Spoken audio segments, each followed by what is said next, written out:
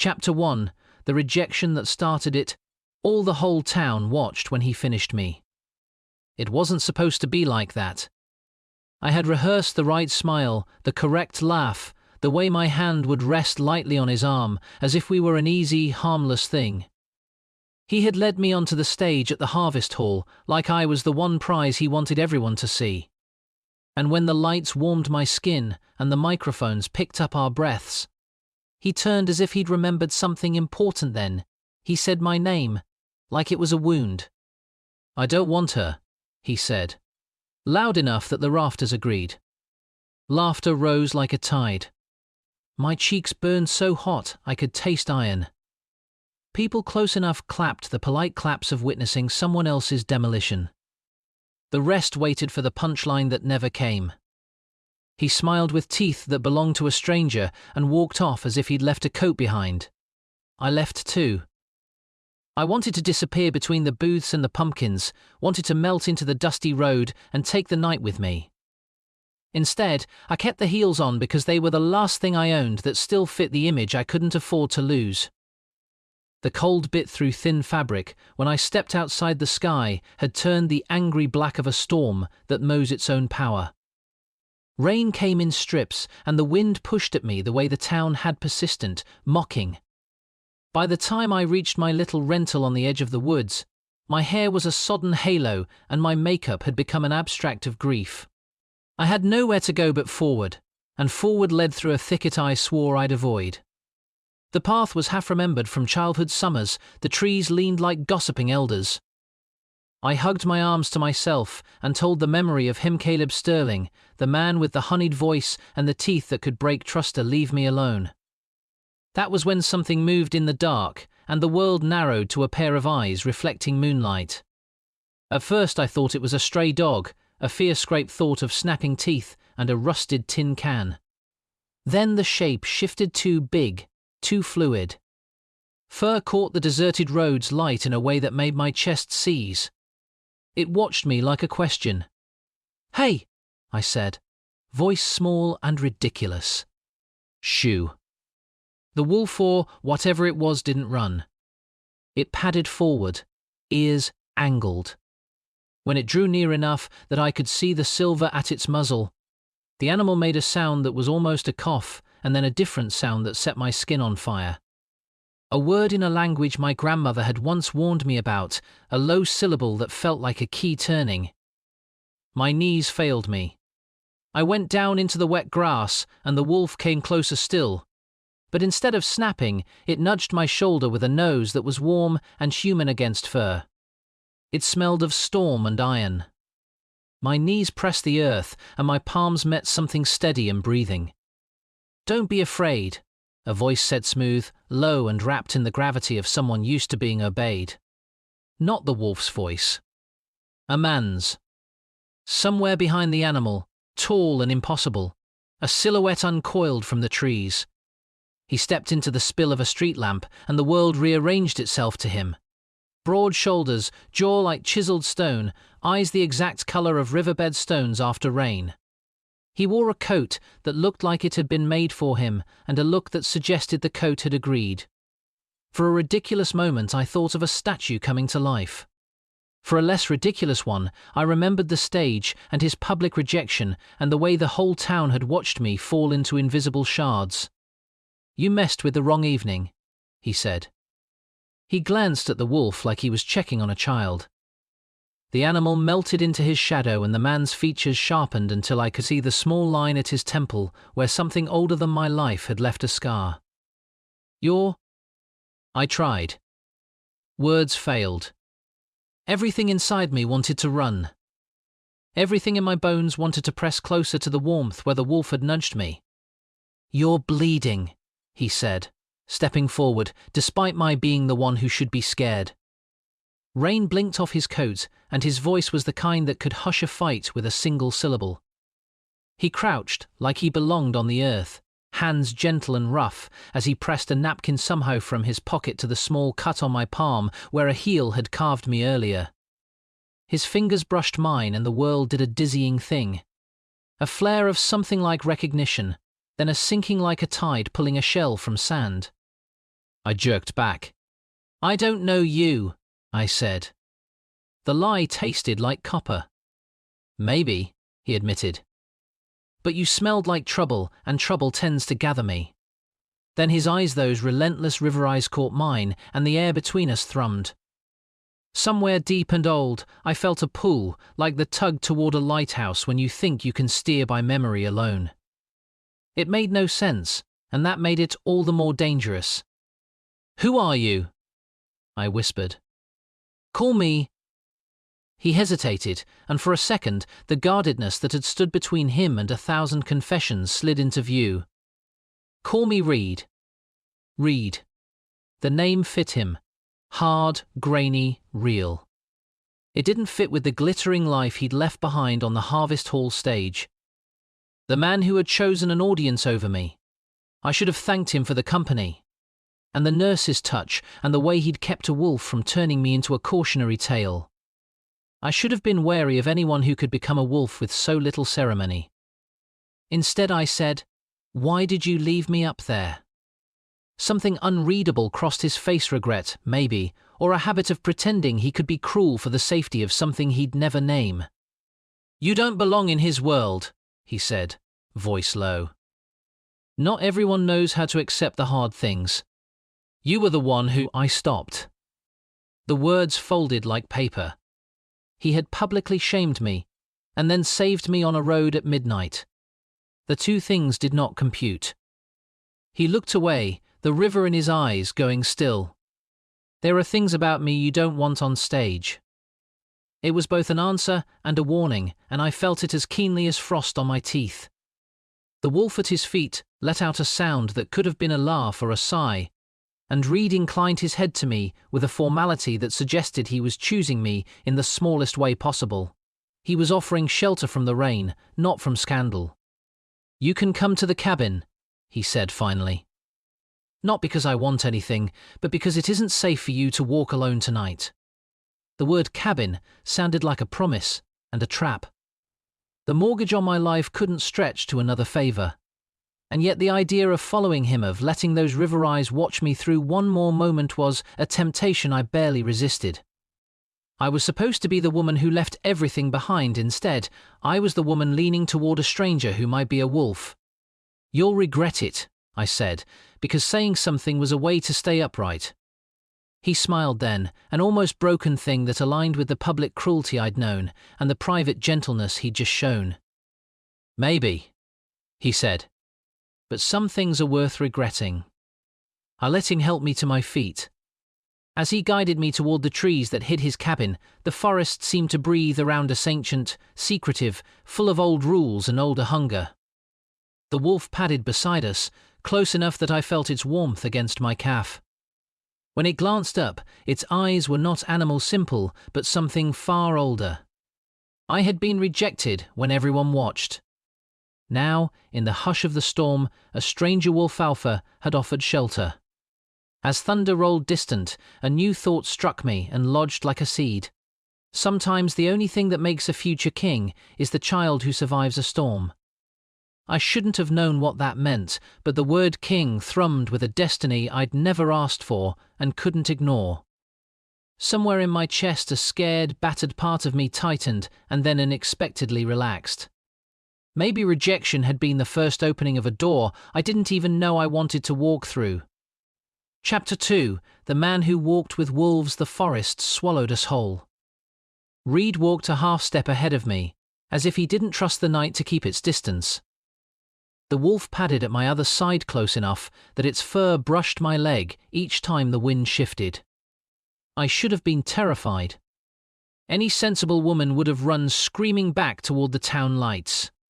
But something about Reed's present, silent, steady, strangely protective, kept pulling me forward like a moon-tugged tide.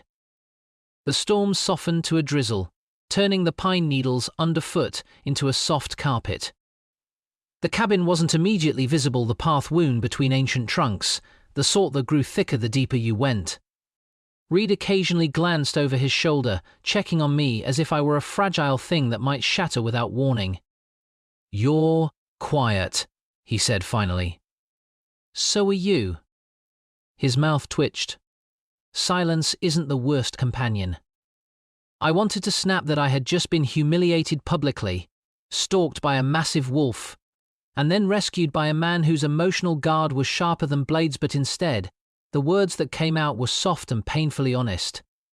I'm trying to figure out if you're dangerous or just damaged. That stopped him. He turned, rain shining on his lashes, expression torn open for just a heartbeat. Something in my chest tightened at the rawness I glimpsed before he shuttered it again. Both, he murmured. Depending on the night. The wolf huffed, as if agreeing. We walked on. The cabin appeared only when Red wanted it to, emerging between the trees like it had grown there instead of being built. Logs darkened by rain, windows faintly glowing amber, chimney releasing a thread of smoke that promised warmth. Reed pushed the door open without ceremony. Inside, the cabin was surprisingly tidy, books stacked everywhere, a fire already burning low, blankets folded with military precision. The air smelled like pine resin and something warm, spicy, and faintly wild. He held the door for me, but his eyes lingered on my trembling hands before he looked away sharply. You're soaked. Sit by the fire before you get sick. I stepped inside, shivering. The wolf trotted in and shook itself, sending droplets everywhere. Reed didn't scold it, only tossed it a towel with the casual affection of someone used to sharing his space with the impossible. I lowered myself onto a rug near the fire, holding my hands out to the heat. My cut palm stung, but the warmth eased the trembling in my bones. Reed moved around the space with practiced efficiency, lighting another lamp, placing a kettle on the stove, fetching a first aid kit. He knelt beside me again, taking my injured hand gently but firmly. You don't have to, I whispered, not pulling away. Yeah, he said quietly. I do. He cleaned the cut with a tenderness that didn't match the coldness he wore like armor. His fingers were warm, calloused, careful in a way men rarely were with things they didn't plan to keep. Does it hurt? He asked. No, I lied. Our eyes met, his gaze sharp, searching, unsettlingly direct.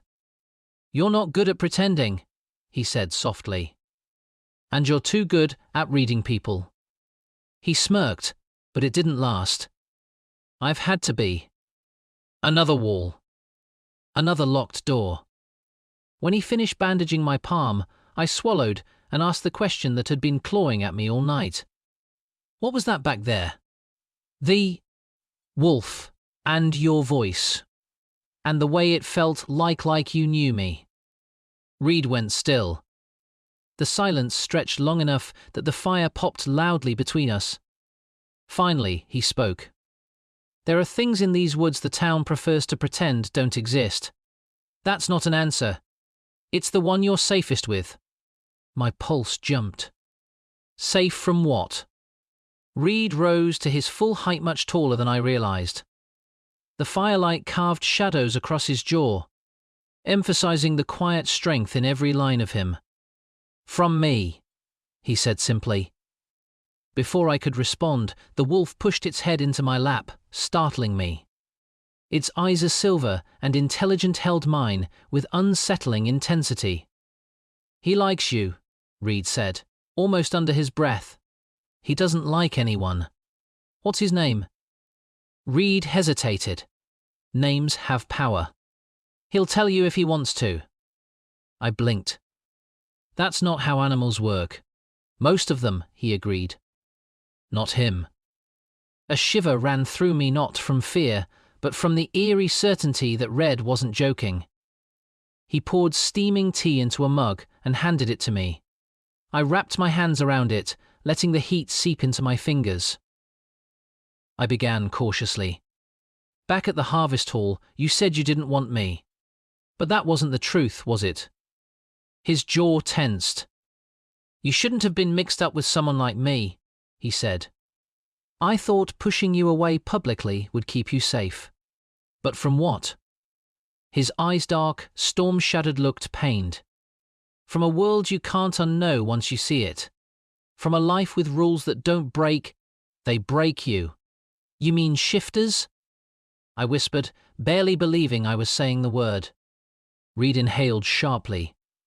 Who told you that? No one. But the way you move, the way he gestured toward the wolf listens, and the fact that you weren't surprised to find it stalking me. His shoulders lowered, just slightly. A surrender. You should rest, he said, voice gentling even as he turned away. We'll talk in the morning. That's not a no. He paused at the doorway to the small hallway, his silhouette framed in amber firelight. No, he said hoarsely. It isn't. Then he disappeared into the shadows, leaving me with the wolf and the crackling fire and a truth that pulsed in my chest like a second heartbeat. Reed was dangerous. Reed was hiding something ancient and wild. And even after everything he'd done to push me away, I wasn't sure I wanted to be safe from him. The wolf lowered its head onto my thigh, warm and heavy, and in the quiet glow, I whispered the truth I'd been afraid to say aloud. Why do I feel like I already know you? Its eyes glowed softly. And deep in the cabin, I swore I heard Reed's breath hitch as if my question had reached him. And the answer was far more complicated than anything I was prepared to hear. If you'd like, say. Now, generate next chapter of the story, and I'll continue with chapter 3, deepening the mystery, the emotional tension, and Reed's hidden truth. Chapter 3, the stranger in his eyes, the fire had burned down to a low amber glow by the time I stirred awake. I didn't remember falling asleep, only the warmth of the wolf against my side, the rhythmic crackle of the flames, and the faint sound of Reed moving somewhere deeper in the cabin. What I didn't expect was to wake with my head resting against something solid and breathing. My eyes blinked open slowly. The wolf, massive, silver-streaked, impossible, was curled around me like a living shield. One of its paws rested over my ankle in a strangely protective gesture. When I shifted, the wolf lifted its head, ears flicking, and met my gaze. Morning, I whispered. It didn't bark or growl. Instead, it dipped its head small, deliberate, almost polite. A shiver traveled through me. Wolves didn't behave that way. Not even trained ones. Before I could question it, Reed's voice drifted from the kitchen area, low and steady. I'm surprised he let you sleep that close. I jolted, pulling the blanket up instinctively. Reed leaned one shoulder against a wooden beam, arms crossed, watching me with that unreadable expression that made my pulse skitter. Somehow he looked both deadly and exhausted, like he'd battled more than a storm last night. He didn't give me a choice, I managed. Not that I minded. Reed's jaw ticked. He's never taken to a stranger that quickly. Maybe I'm not a stranger. The words slipped out before I could stop them. His eyes darkened, storm clouds moving fast across water. Don't say things like that. Why not? Because sometimes the truth is the last thing you want. I should have looked away. Instead, I held his stare, even as something electric pulled tight in the space between us, something dangerous, something old. Reed dropped his gaze first. There's food. Eat before it gets cold. He turned and walked away, leaving the air humming with things unsaid. The table was set: simply eggs, toast, berries. Reed sat on the far end, as though distance were necessary to keep something inside him contained. The wolf rested near the door, watching us both with unnerving intelligence. I ate quietly, trying not to stare. Reed moved with the quiet strength of someone who lived half outside the world. Even his simplest gestures, pouring coffee, raking a hand through his hair, held a restrained intensity, like a man always bracing for impact. Finally, I set my fork down. We need to talk, Reed. He didn't look up. No, we don't. Yes, I insisted. You dragged me out of the rain. You saved me from an animal that wasn't an animal, he cut in. Not in the way you mean. Then explain it to me. Reed's grip tightened around his mug until the tendons in his hands stood out. You wouldn't believe me. You don't get to decide that. He exhaled, slowly, frustrated, resigned, tired. Then ask what you really want to ask. My heart thudded painfully. Are you a shifter? The wolf lifted its head sharply. Reed went utterly still. For 5 agonizing seconds, no one moved. Then Reed spoke, voice rough and low. You saw too much last night. That's not an answer. His chair scraped back. He stood, towering over the table, over me, every muscle coiled, like he was ready to bolt or break something. You should leave once the road's clear. The words hit like cold water. That's it? I asked quietly. You're just sending me away? It's safer. For who? Reed's lips pressed into a thin line. For you. And you? What about me? You're lying, I said softly. You've been lying since the moment we stepped into this cabin. His eyes flashed something fierce and wounded. Don't dig into things you don't understand. Then help me understand. My voice broke a not in weakness, but in the raw desperation of someone already too entangled to walk away cleanly. Reed closed his eyes, inhaling as if my words physically hurt him. When he opened them again, the guardedness was back but thinner. Cracked. You remember when the wolf approached you? He asked quietly. Yes. You didn't run. I thought it needed help. Or that it was connected to you somehow. It was the wrong thing to say or the right one. Reed's jaw clenched. The wolf rose to its feet, tail stiff, gaze flicking between us. There are rules, Reed said. Boundaries. Things that can't be undone once they're spoken. Try me, I whispered. He stepped closer slowly, carefully until he stood only a breath away. The air between us vibrated with something primal, charged. When I looked at you, he said softly, in the storm, on that road, something ancient recognized you. My breath caught. Recognized me how? Reed's hand lifted, hovering inches from my cheek, trembling like he was fighting himself. He didn't touch me. Maybe couldn't. As if, he said hoarsely, my entire world already belonged to you. The confession stunned me. Warmth spread through my chest, a pull, a connection, a gravity I didn't understand but couldn't deny. Reed? He turned away abruptly, breaking the spell. It's wrong. Impossible. You're human. You shouldn't feel any of this. Feel what? He stopped. The wolf stopped. My heart stopped. Feel me, Reed whispered. Silence crashed around us. Then the wolf unnervingly let out a low sound, almost approving. Reed scrubbed a hand over his face. I shouldn't have said that. Forget it. I can't. You have to. No, I said, standing. I won't let you push me away again. Not without the truth. Reed's chest rose and fell sharply. His eyes met mine, burning, conflicted, terrified of something I couldn't name. The truth, he said, voice trembling despite his strength, is that last night, when you touched me, my wolf reacted. My pulse raced. Reacted how? Reed swallowed hard. Like he'd found his mate. The room tilted. The fire cracked. The wolf's eyes glowed like molten silver. I stared at Reed, this impossible man, this walking storm and the world, as I knew it fractured. I'm not a wolf, I whispered. No, he said softly. But fate doesn't care. Before I could speak, a distant howl echoed through the forest, low, ominous, not belonging to the wolf in the cabin. Reed stiffened. The wolf bristled. Get away from the windows, Reed ordered. Now. Fear slid cold and sharp down my spine. What is it? Reed's voice lowered to a growl not entirely human. Someone's come looking for you. If you'd like to continue, just say.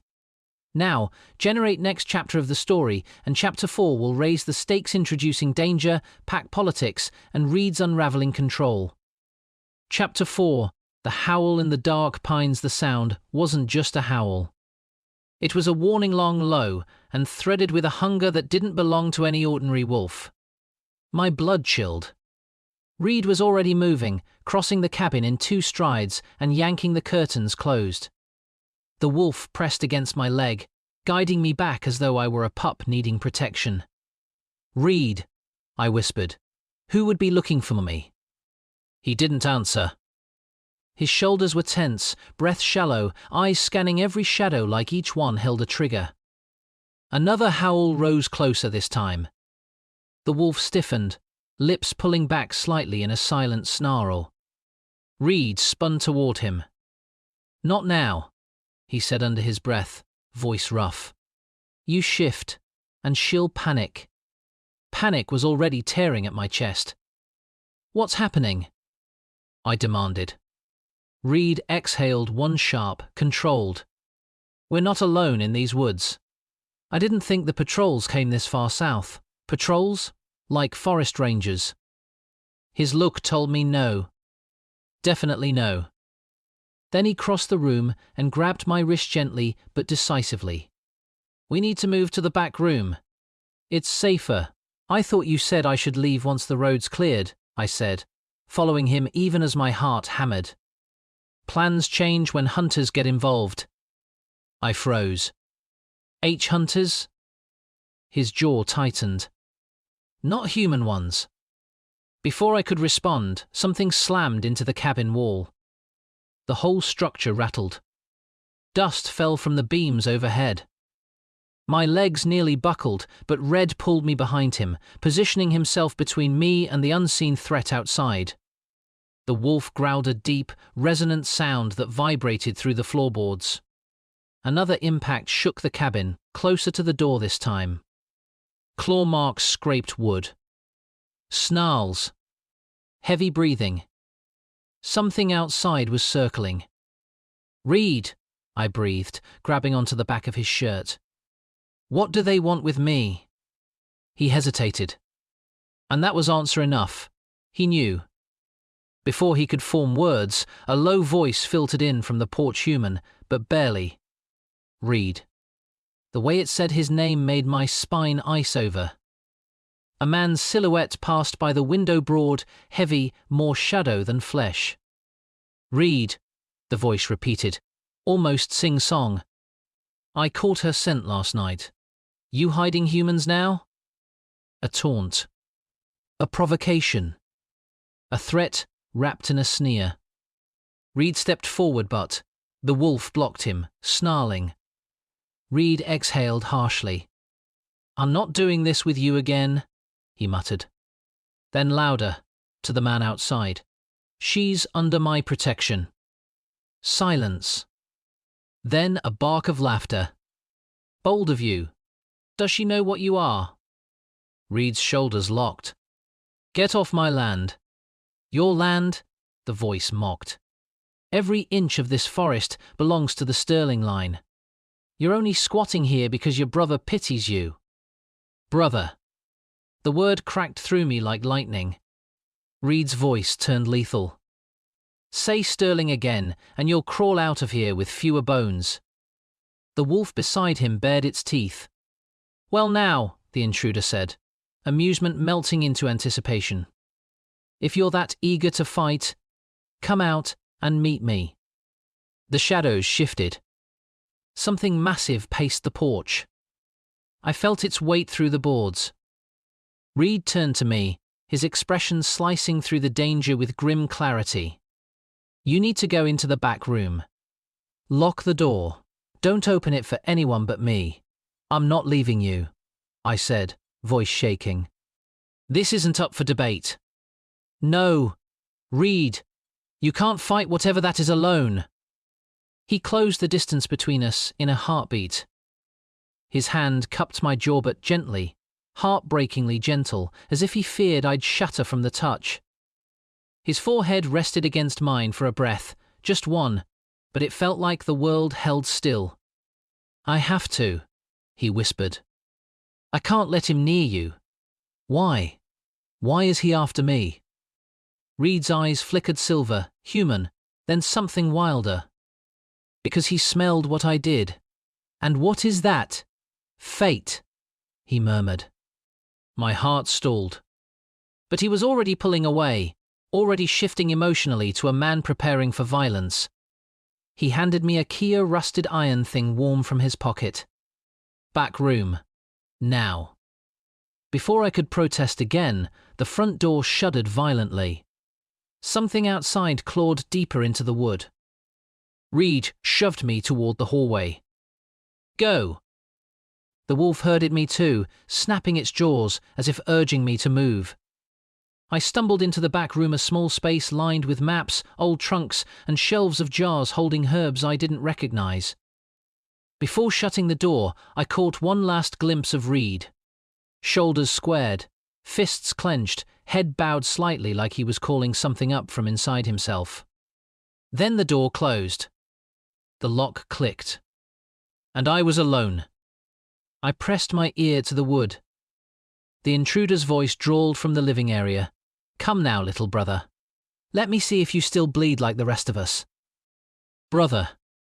Reed's brother. The sterling name. The public rejection. The wolf that felt familiar. Pieces clicked with a terrible clarity. Outside, the air thrummed low, vibrating, like the breath before a storm breaks. Then I heard Reed speak, voice deeper, edged with something not quite human. This is your only warning. No more warnings, the other man growled. Shift. Silence. Then a sound like bones bending, cracking like the earth itself splitting. A snarl ripped through the cabin. Not from the intruder. From Reed. My breath caught. He wasn't just protecting me. He was transforming for me. The fight exploded. Wood splintered. Growls and roars shook the walls. Something heavy crashed against the fireplace. I clamped my hands over my mouth to keep from screaming. But one thought, sharp and wild, refused to quiet. Reed wasn't just a shifter. He wasn't just a man hiding a monstrous truth. He was fighting his own brother because of me. And fate, whatever it was, had already chosen sides. If you want the next chapter, just say, now, generate next chapter of the story. Chapter 5, the Alpha's blood oath. The cabin groaned under the violence tearing through it. Every crash rattled my bones. Every snarl vibrated through the floorboards like thunder trying to claw its way inside. I pressed my back against the door of the back room, knees pulled to my chest, breath thin and sharp. This wasn't a scuffle. It wasn't even a fight. This was a war between creatures who weren't meant to be confined within 4 wooden walls. Another impact splinters shot across the cabin as something huge slammed into the wall just opposite me. A roar followed, deep and furious, and I knew without a doubt that one of those voices belonged to Reed. Then, abruptly, the wolf who'd been guarding me earlier pressed its body against my side. I hadn't even heard it enter the room through the shadows.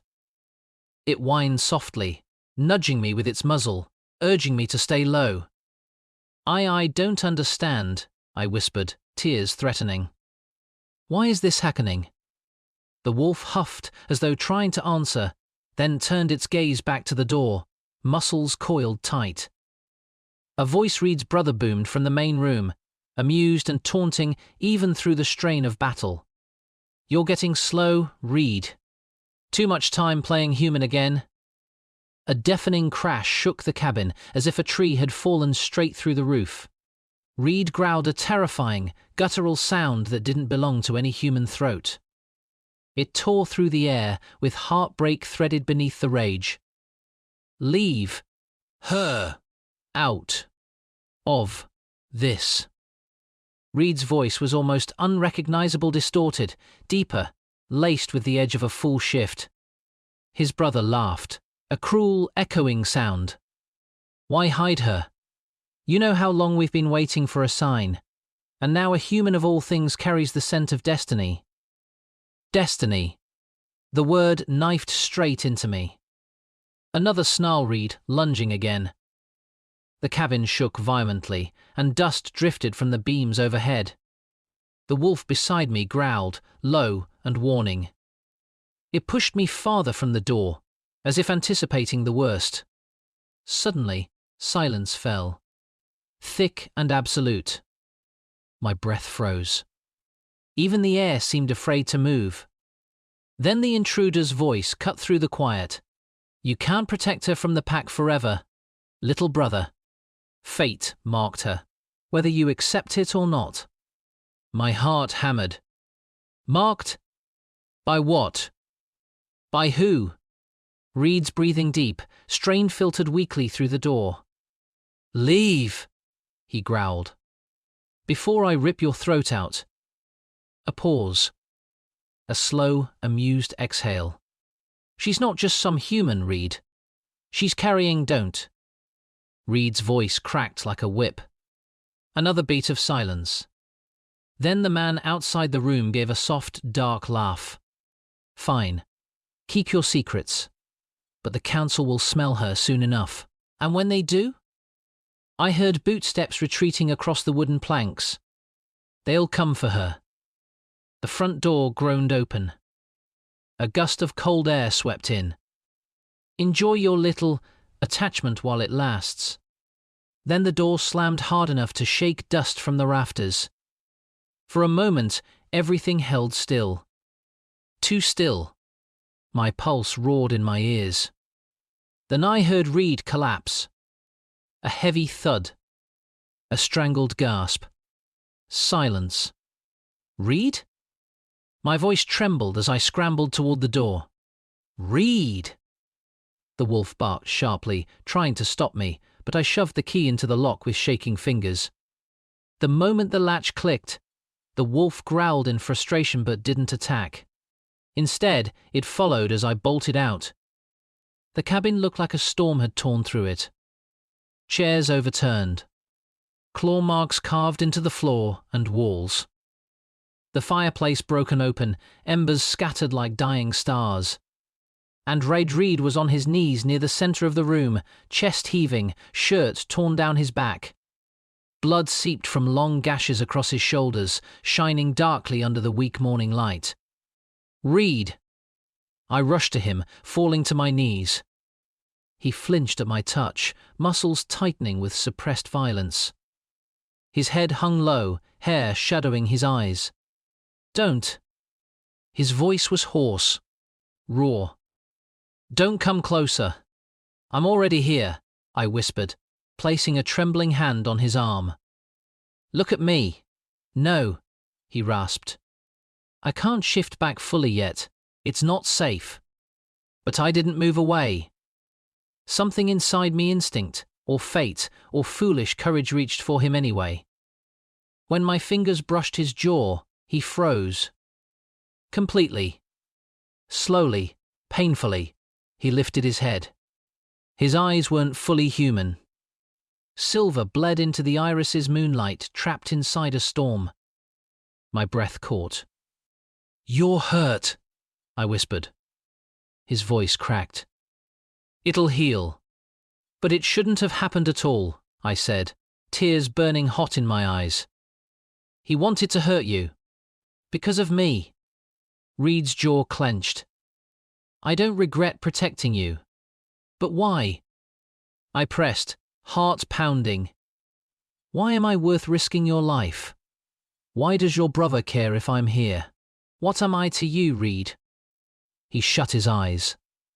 Pain twisted across his face deeper than the wounds on his skin, older than the fight we'd just survived. You're... He swallowed hard, as if the truth hurts more than the bleeding cuts. You're not just some human who stumbled into our world. My chest tightened. Then what am I? He opened his eyes again, Silver, trembling, unbearably vulnerable. You're my fated mate, he said hoarsely.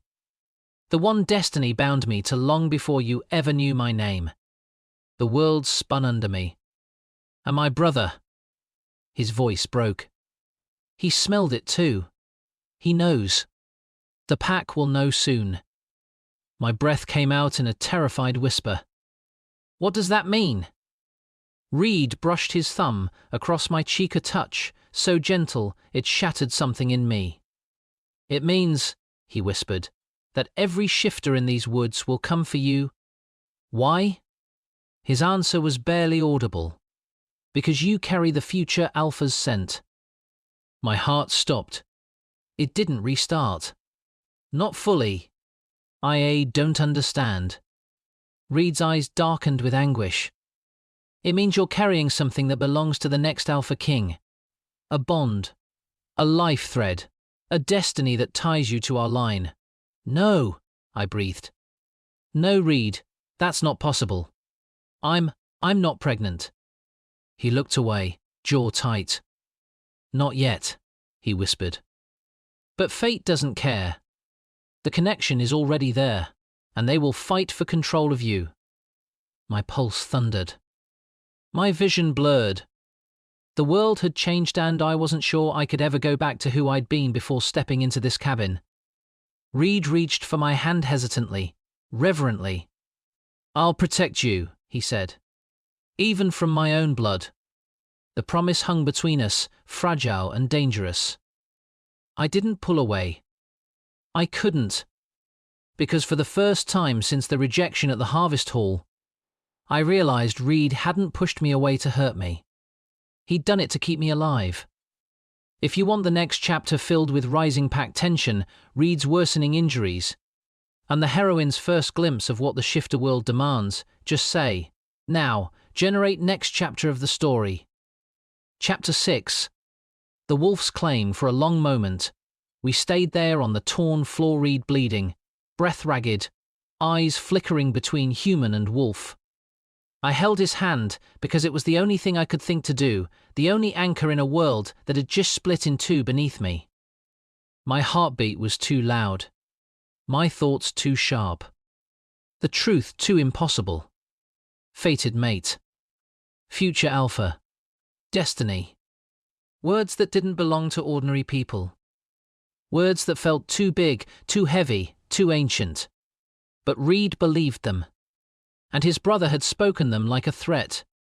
The Reed's wolf pressed closer, nudging Reed's shoulder as if urging him to stay awake. Reed exhaled shakily. You need to stand, I whispered. We have to get you somewhere safer. There is nowhere safer, he murmured, voice strained. Not anymore. He tried to push himself up. Blood dripped from his shoulder. I caught him instinctively, and he hissed in pain. Don't move, I said, my voice cracking. Reed, please, you shouldn't be touching me right now, he whispered, eyes flashing silver again. My wolf is too close.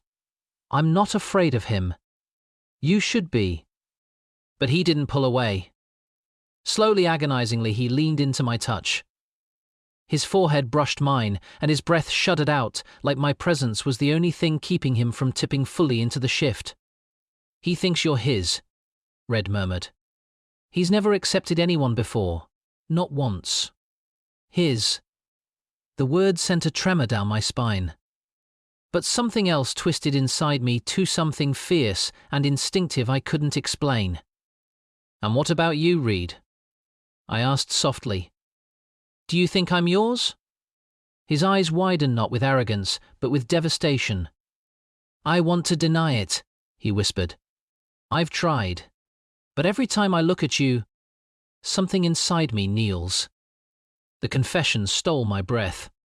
His breathing grew sharper. His claws half-formed pressed into the floorboards. His muscles shook with the strain of resisting a full transformation. The wolf pressed against him again, worried. Iljan! He's losing control, I realized aloud. Reed grimaced. I can't hold my shape for long. My brother pushed me too far. What do I do? I asked, panic rising. How do I help you stay human? You can't, he rasped. Not yet.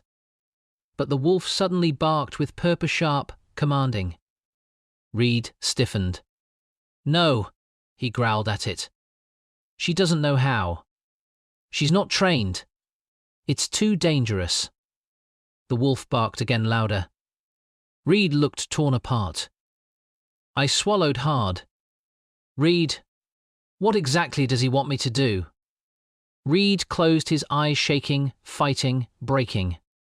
"He wants you to ground me." His voice shook with something that wasn't fear. "But he doesn't understand human boundaries." "Ground you? How?" Reed lifted trembling fingers and touched my cheek barely. "By reminding me who I am," he whispered. "By calling me back to you." His thumb brushed my lip. A sound escaped him, half groan, half plea. "But if you touch me the wrong way," he warned, "I won't be able to stop myself from claiming you." My pulse crashed through me like a storm. "Reed," I whispered, hands shaking. "Look at me." He did.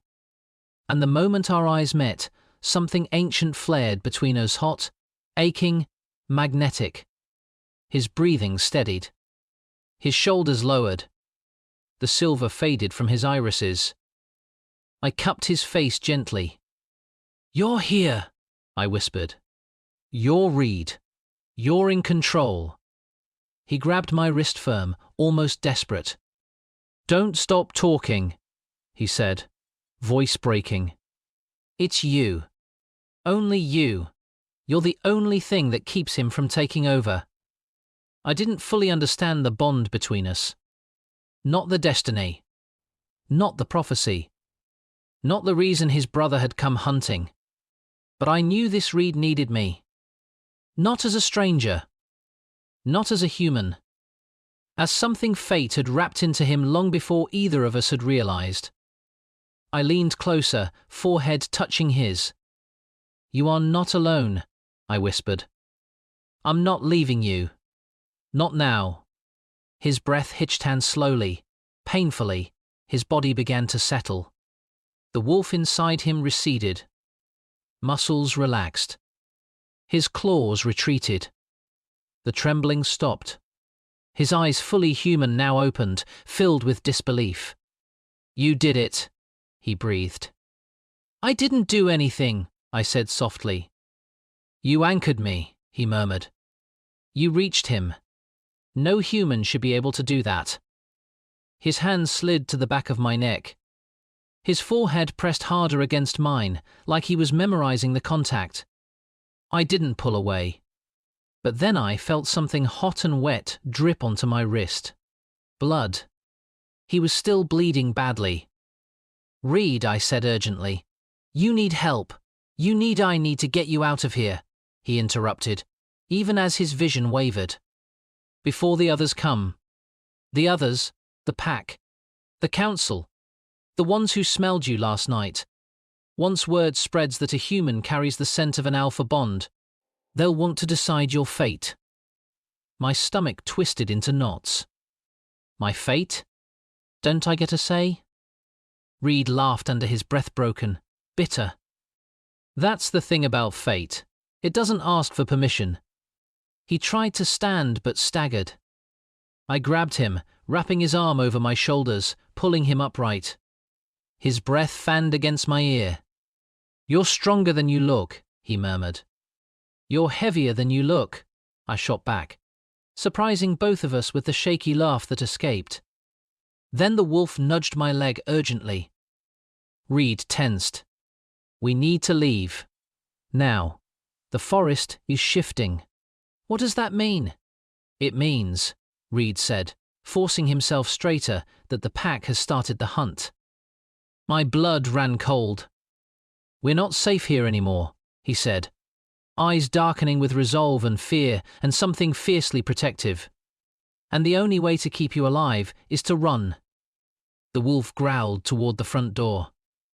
The shadows outside thickened. Reed squeezed my hand hard. "No matter what happens," he whispered, "stay by my side." Outside, another howl tore through the forest, closer, hungrier, unmistakably searching. Reed's eyes flashed silver. "They smell you," he said. "And they're coming. If you want Chapter 7, with the dangerous flight through the forest, the pack closing in, and Reed's desperate attempt to shield his fated mate, just say, 'Now, generate next chapter of the story.'" Chapter 7. The hunt begins. The forest felt different when we stepped outside alive in a way that made my heartbeat stumble. The air trembled with energy, thick with the scent of pine sap and something sharper, something predatory. Even the wind seemed to hold its breath. Reed kept my hand clasped tightly in his as we crossed the porch. His grip was strong despite the blood still seeping through the torn fabric across his back.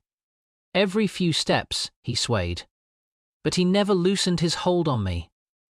Behind us, the wolf padded silently, ears pinned forward, body low, alert. "Which way?" I whispered. My voice sounded small, swallowed by the towering pines. "North," Reed said, breath strained. "Toward the river. They won't expect us to double back toward their borders. Won't that make it more dangerous?" A grim smile tugged at his mouth. "It's all dangerous now." His steps faltered. I slid my arm around his waist, steadying him. His muscles tensed under my touch, but not from pain. Something flickered in his eyes, a mix of gratitude, fear, and something deeper. Something that saw me, wanted me, needed me in ways neither of us were ready to name. "You're losing too much blood," I murmured.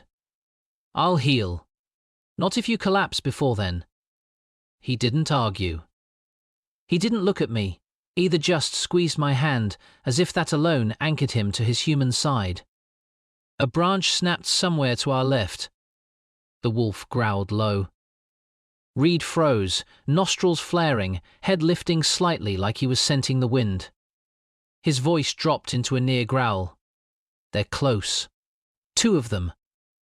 My heart thudded so hard it felt like it might bruise my ribs. "Reed, I won't let them touch you." He said it so quietly, so fiercely, that I felt the words wrap around my spine, bolting into place. A promise sharp enough to cut fate itself. We moved again faster this time. The trees blurred around us, shadows twisting into strange shapes. The howls grew louder. Closer. They circled like sharks, sensing blood. A twig cracked behind us. A growl rumbled ahead of us. Reed pushed me back against a tree, shielding me with his body. His skin radiated heat too hot, feverish. "Stay behind me," he whispered. "No matter what happens." Before I could respond, 2 massive wolves emerged from the undergrowth, larger, darker, and far more menacing than the silver wolf at our side. Their eyes glowed an unnatural yellow. Their lips curled back, teeth gleaming. One of them spoke. Not with words. With intent. With a presence that pressed against my mind like icy fingers. "Give her to us." I gasped, stumbling back. Reed snarled a deep, visceral sound that made the wolves recoil. "Get out of my head," I whispered. Reed placed a hand on my shoulder, steadying me. "Don't look them in the eyes," he murmured. "It gives them leverage." The wolves stepped forward. "She's marked. The council will decide her fate. Step aside." Reed's breathing sharpened. His voice dropped to something barely human. "She is mine to protect." The wolves bared their teeth. The silver wolf beside us leaped forward with a vicious snarl, placing itself between the attackers and Red. For a moment, everything held still. Then all hell broke loose. The 2 attacking wolves lunged. Reed moved with terrifying speed, despite his injuries catching one midair, slamming it into the ground. The silver wolf clashed with the second, snarling and clawing. "Reed!" I cried. "Run!" he shouted back. "Go! I'm not leaving you." He threw the wolf off him, blood splattering the leaves. "If they take you," he growled, "none of this will matter." another wolf lunged toward me. I stumbled back, but before its jaws could close, Reed's arm shot out, shoving it away with enough force to crack a tree trunk. But it cost him. His knees hit the forest floor. He swayed, vision blurring. Reed! I dropped beside him, grabbing his face between my hands. You're too hurt to keep fighting. His gaze snapped to mine, human and wolf struggling behind his eyes. I need you to trust me, he rasped. Can you do that? Yes. Yes, of course. Then when I tell you to run, you run. Don't stop. Don't look back. Tears blurred my vision. I'm not leaving you, Reed. A growl ripped through the forest. The two wolves regrouped, bloodied, but determined. Reed pushed me behind him again. His breathing grew ragged. His body trembled with the effort to stay human. You can't shift, I whispered. You said your body can't handle another. I don't have a choice, he said, voice breaking. If I lose control, I'll tear them apart. If I lose too much blood, they'll tear me apart. The wolves slowly advanced. Reed's fingers threaded through mine tight, desperate. I'm sorry, he whispered. I never wanted you to be dragged into this. You didn't drag me, I said fiercely. I stayed because... But the words stuck in my throat. Because what? Because I felt drawn to him. Because something inside me recognized him the way he claimed fate had. Because leaving him in this moment felt like ripping out a part of myself. The wolves lunged again. Reed's decision snapped into place. He forced himself upright, blood dripping, muscles shaking, and unleashed a roar that vibrated through the entire forest. Not a human sound. A wolf's battle cry. The attackers faltered. Reed's eyes turned molten silver. His bones creaked. His skin shimmered. No! I grabbed him, trying to hold him back. Reed, you'll die if you shift. His forehead pressed to mine for a fleeting, trembling second. If I die, he whispered, it will be protecting you. Something shattered inside me. Then he tore himself from my grip and shifted. The forest exploded with light and sound as Reed's form contorted, reshaped, transformed. When it was over, standing before me was not a wolf like the others, but something larger, fiercer, ancient. His fur was dark as storm clouds, streaked with silver. His eyes, those impossible Riverstone eyes, locked onto mine for one heartbeat. One silent message passed between us. Run. Then he lunged at the attackers with the force of a thunderclap. The silver wolf shoved me with its body, herding me away from the fight. Tears streaked my face as I stumbled into the trees. Behind me, snarls and screams tore through the night. I ran. Not because Reed told me to. Not because I feared the wolves. I ran because something deep in my bones whispered the truth. If Reed fell tonight, the entire fate-touched bond between us might break. And I would break with it. If you want Chapter 8, where the heroine faces the pack alone, Reed's shift spirals out of control, and a powerful new shifter arrives, just say. Mao, generate next chapter of the story. Chapter 8. The Alpha's shadow. The forest swallowed me whole. Branches whipped at my arms as I ran, breath sharp, tears blurring everything into streaks of green and shadow. Reed's order echoed in my skull, run, but every instinct in me screamed to turn back, to throw myself into the chaos and drag him out of it. Behind me, the sounds of battle tore through the night. Snarls. Bones cracking. A howl so deep it rattled the ground beneath my feet. Reed. The silver wolf, Reed's companion, guardian, whatever he was, kept pace beside me, nipping at my heels whenever I slowed, guiding me through the thick underbrush. Stop pushing me, I hissed, stumbling over a root. The wolf growled sharply, as if insisting, move. But how was I supposed to keep running when Reed was behind us, bleeding, shifting, fighting his own pack to keep me alive? A scream high, canine sliced through the night. I skidded to a stop. "No," I whispered. "Read." The wolf slammed into my side, knocking me off balance. I hit the ground hard. Before I could scramble up, he planted a heavy paw on my shoulder and stared down at me with fierce, urgent eyes. "Let me go," I shouted. He refused to move. And that was when I realized the truth. He wasn't trying to save himself. He was trying to save Reed. Because if I went back and Reed felt the fear, the danger, the pain, it could push him past the point of returning. Past humanity. Past reason. "Mates mirror each other," Reed had said once, half to himself. "Emotion is our tether." If I ran into danger, Reed would too, even in wolf form. I panted, chest heaving. Okay, I get it." The wolf stepped back, releasing me, but his eyes stayed locked on mine. "I'll stay," I said shakily.